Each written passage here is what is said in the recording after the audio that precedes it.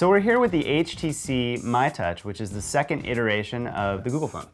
And we actually have the first iteration of the Google phone right here. This is the G1. Yeah, so it's basically ebony and ivory, or just Michael Jackson, early Michael Jackson. This is Thriller. Yeah, and this is Black the World. History.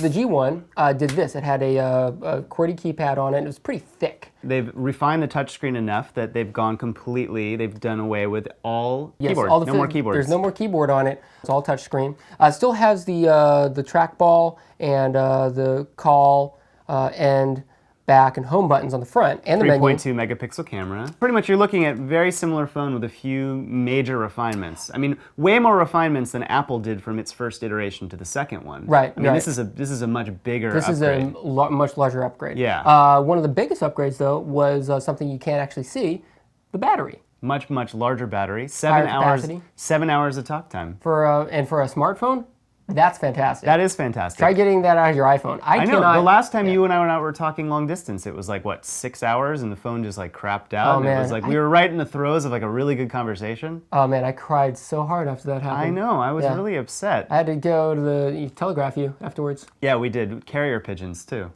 So now that Apple has sort of closed off and they've been denying certain applications. And like Google Voice. Like Google Voice. You shall not pass! You shall not pass! The line must be drawn here. That actually made me like legitimately angry. Like a lot of people are boycotting the iPhone and boycotting Apple and up in arms purely because of that. Because there's more freedom there.